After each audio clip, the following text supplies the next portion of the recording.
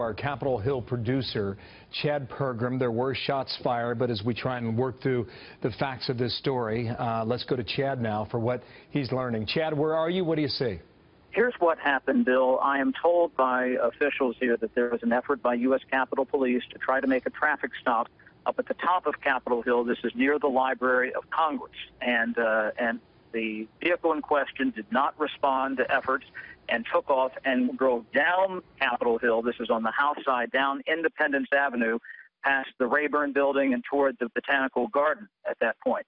The vehicle did not stop, I am told, and they had these barricades which they erected around Capitol Hill after 9/11 to try to keep vehicles from coming in. But also when you get into a situation like this, and this happened back during the Miriam Carey incident in October of 2013, they raised the barriers to try to keep the vehicle inside that perimeter. So they raised that barrier at the foot of Independence Avenue as the vehicle was essentially going west.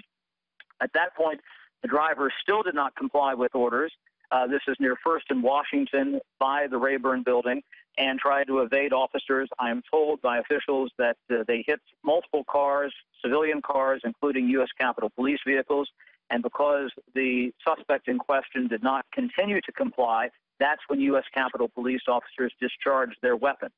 Now, I am told, even though this happened near the Rayburn House office building, they have not put the Rayburn building on lockdown or anything like that.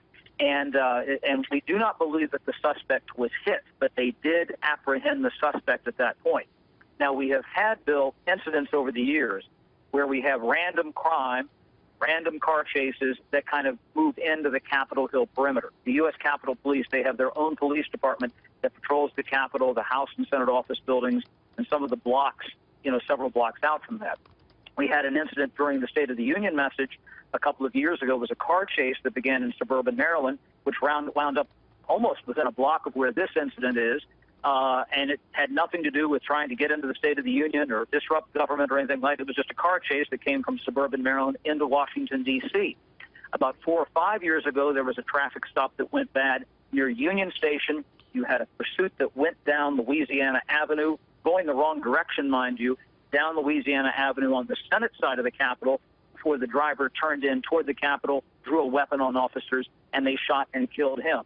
But you have to remember what happens with U.S. Capitol Police. They never know if they get into an incident like this. It could just be somebody trying to get away from police, your garden variety car chase, or whether or not this is a diversionary tactic, or whether or not this is actually somebody who has, something in the back of the car, fertilizer or something like that, where they really want to do harm. We have no idea if there's anything in that realm right now. What we do know now that they were trying to stop this car near the Library of Congress for whatever reason, traffic stop, could be a wanted tag, what have you, and the driver eluded them. They went down Capitol Hill, and that's why U.S. Capitol Police officers fired their weapons. Again, to be clear, they did not hit anybody. They did apprehend the suspect without hitting him.